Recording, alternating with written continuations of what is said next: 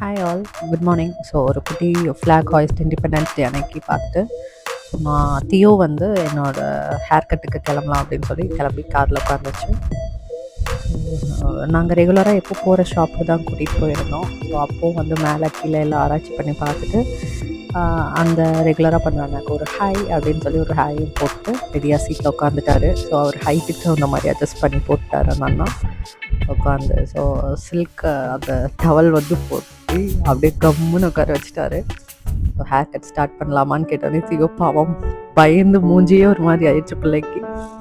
நானும் பயந்தேன், லைக் அவங்க வந்து மற்ற குழந்தைங்க மாதிரி ரொம்ப சுட்டி பண்ணுவான், சேட்டை பண்ணுவான் அப்படின்னு சொல்லி நான் பார்த்தேன்.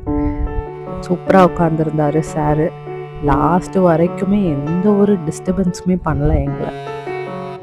அந்த அங்கிள் மேலே பாருனா மேலே பார்ப்பாரு, கீழே பாருனா கீழே பார்ப்பாரு. ஸோ சைடில் எல்லாமே கரெக்டாக பண்ணாங்க. அந்த அண்ணாவும் இந்த விதத்தில் பார்த்திங்கன்னா எப்போவுமே குழந்தைங்களுக்கு நம்ம ஒரு ஸ்ட்ரேஞ்ச் இடத்துல போய் ஒரு ஹேர் கட் கொடுக்கறத விட அவங்களுக்கு கம்ஃபர்டபுளாக இருக்கிறோம். ஸோ நமக்கும் கம்ஃபர்டபுளாக இருக்கணும். மொரார்லெஸ் அந்த மாதிரி ஒரு இடத்துக்கு தான் கூட்டிகிட்டு போகணும். So it was entirely super and it went well தான் நான் சொல்லுவேன். நீங்களே பார்ப்பீங்க.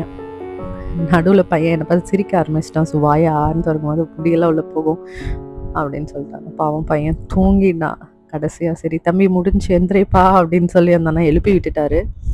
So this is what the final look. So நீங்கள் என்ஜாய் பண்ணியிருப்பீங்கன்னு நினைக்கிறேன். ஸோ நெக்ஸ்ட் vlogல will connected. So until then, bye.